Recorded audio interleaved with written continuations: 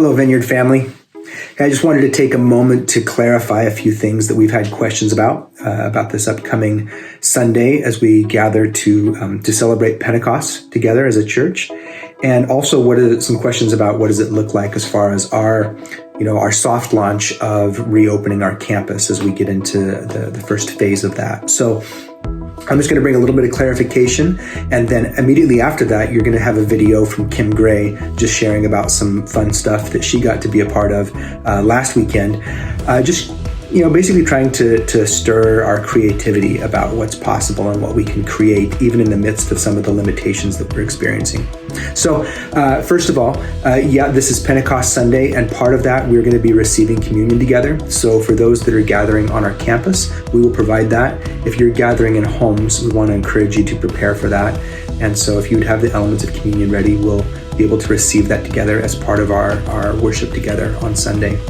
Additionally, as I said, we're reopening our campus with the first stage. That's 50 people, and it's going to be in the chapel. We're going to be basically having kind of like a home gathering, but it's in just a much bigger living room. It's in the chapel. And so we're looking forward to that, and we're prioritizing people who have been specifically isolated. So either people who live alone, or they don't live in a household with anyone who shares their faith, and so they've not been able to gather for worship with other people. So if that's not you, I'm going to ask you to prioritize and just choose to lovingly sacrifice your own desires. I know we're all longing to be back together, but we're working with some limitations in order to honor our governor and Murphy. Thank you, bud. And So we're working with some limitations, and we just ask you to prioritize those. But in the midst of those limitations, there's a lot of things that we can create. And that's what I want to ask you to lean into is what can you create? You may have only been up to this point, worshiping on Sundays with your immediate household. Who can you include? What else can you make a part of that? What can you do to really to be the church, to gather, to share a meal, to share life, to pray for one another, to play together, to just be the church. And so, yes, we're limited, but we have other alternatives, and I want to encourage you to explore that. So lastly, the question that we've had is what's the next phase after that first 50? It's on Sunday, the 14th of June, that we should be able to open to the next larger group. And there hasn't been clarification given to that on a local level in terms of the gathering size. And so we don't know what that looks like. We know it's bigger than 50. We don't know if it's all the oxen free or if it's something less than that. So we'll just keep you posted. We'll just keep navigating this as it develops. And in the meantime, let's see what God can create among us. Okay? Love you guys. And here's Kim.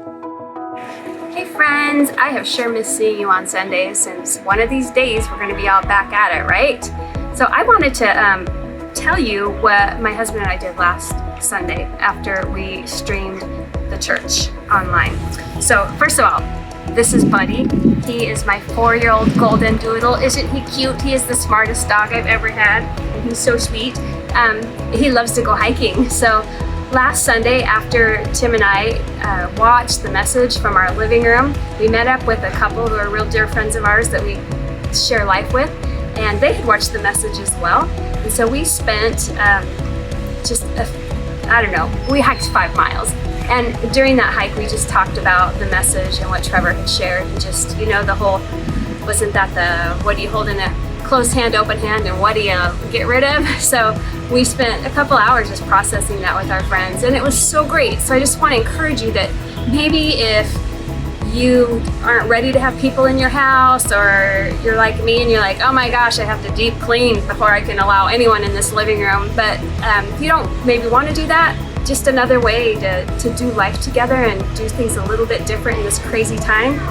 Watch the message and meet with a few friends and just talk about it. We have a great green belt. Or if you want to go to my secret spot where there are very few people and it's super easy to social distance, you go out to the Eagle Foothills because they're amazing. So, and yeah, you'll love it. It's a great place to hike. So anyway, I hope you have a great day, and we'll be seeing you soon.